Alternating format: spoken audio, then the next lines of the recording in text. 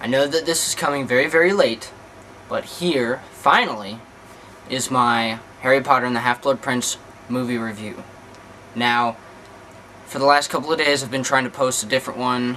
It involved using music and video clips from The Goblet of Fire and The Order of the Phoenix, but our friends, the Warner Music Group, decided that no matter how many times I re-edited it,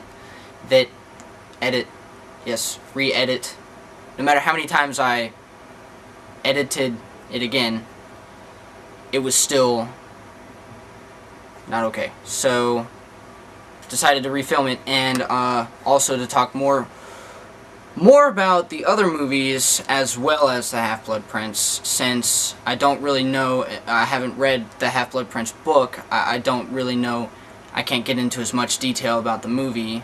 The Half-Blood Prince was supposed to be an origin story for Lord Voldemort, which it wasn't a huge part of the movie as much as the book, so I've heard. But they still gave you just enough to keep you interested, and it was very interesting. You see, for me, I absolutely loved the 4th and 5th movies, for the main reason being because of Lord Voldemort. I am kind of a Ralph Fiennes fan since Red Dragon. I really, really, really like that actor, and I don't know, just the way that he portrayed Lord Voldemort just gives me goosebumps. I love it. It's all like creepy and stuff. So for me, Goblet of Fire and Order of the Phoenix I really enjoyed those movies because of, you know, the dueling and Voldemort running around. And I was partially disappointed with the Half-Blood Prince because he didn't actually make an appearance, nor were there any you know, hardcore wizard dueling as in the last 2 films. So I was a little bit disappointed, but in several different areas the movie was actually better than previous films. So the first 2 Harry Potter movies were very, very similar in style. To me it felt like one movie kind of split in half. Very, very, very similar elements, the music, and the first 2 movies were very, very good. I enjoyed them. They were very, very close to the book as far as I remember.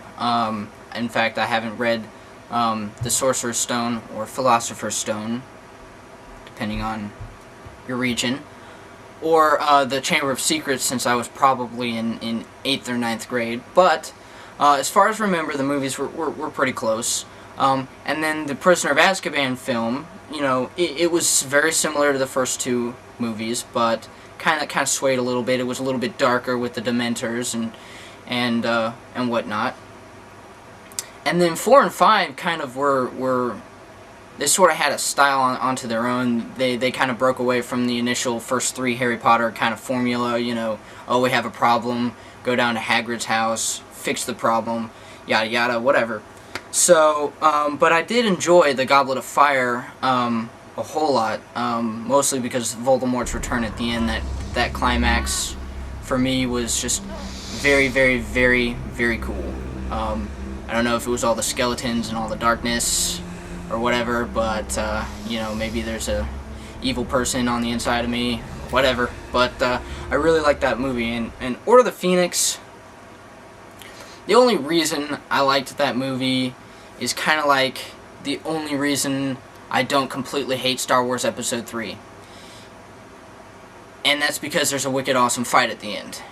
I mean, don't get me wrong, Star Wars Episode 3 is absolute trash, but, you know, that was a pretty cool fight at the end. So, Harry Potter Order of the Phoenix, now there were some parts that I did like, but for the most part, I mean, Umbridge just annoyed me the entire time. And I actually did not read Order of the Phoenix book. I picked up the Order of the Phoenix book. I thought it was kind of boring towards the beginning, and I'm a slow reader as it is, so I put the book down, and I hadn't picked the series back up. However, Half-Blood Prince, that movie was in many ways superior to all the other movies. First of all, the actors, I think, stepped up their game in this movie. I mean, Ron was hilarious, Harry was hilarious, Hermione, well, she was gorgeous. And then, you know, even Ginny, you know, one thing I've always respected about the Harry Potter films is their attempt to keep, even if the style of the movie changes, they keep the same actors and some of the same elements. So, I mean, Ginny, she was in the first movie. And it's the same actress and everything. I absolutely love that, and you can tell that it's all the same people in the background. And yeah, they'll add a new character in, you know, with like what they did with like Cedric or whatever. But I love the fact that it's the same Ginny. You know, in fact, even in Order of the Phoenix, when Harry was flirting with that other girl, you know, you kind of saw Ginny give kind of like a jealous look or whatever, which I was like, oh, I know, because, you know, I have friends who had read the books, you know, so I love how they keep hinting. In fact, even with Snape, they hinted at his dark side the entire thing, and that's one thing I really respect about the Harry Potter films. But Half-Blood Prince finally got me interested enough to go buy the book. The movie was so good, I decided I had to know more, because obviously they have to leave out plot for in the movie, because, I mean, that'd be like a 10-hour movie if you had absolutely everything.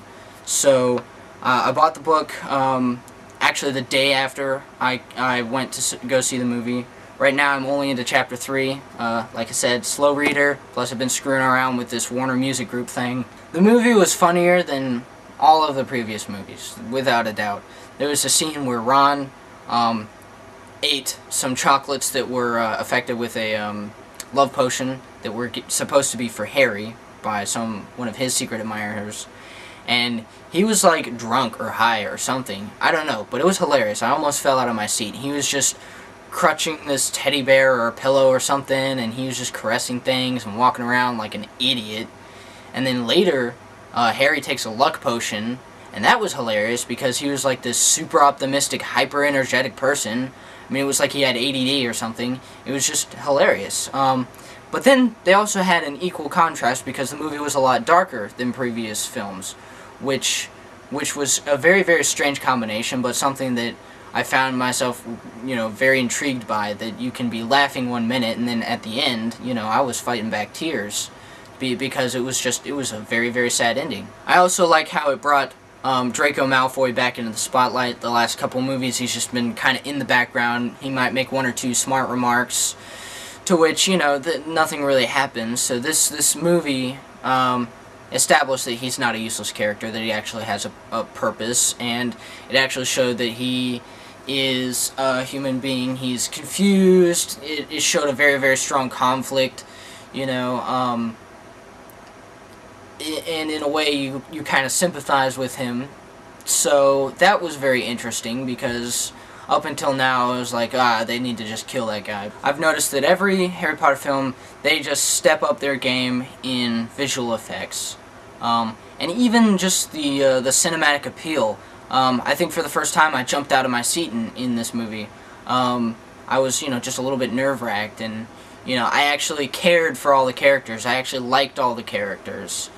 After I get done reading Harry Potter and the Half-Blood Prince, I will likely be posting another review from a reader's point of view. So, overall, I have to give Harry Potter and the Half-Blood Prince 4 stars out of 5. Main reason? Made me go buy the book. Please leave any questions or comments in the comment box, and subscribe for future videos. Thanks for watching.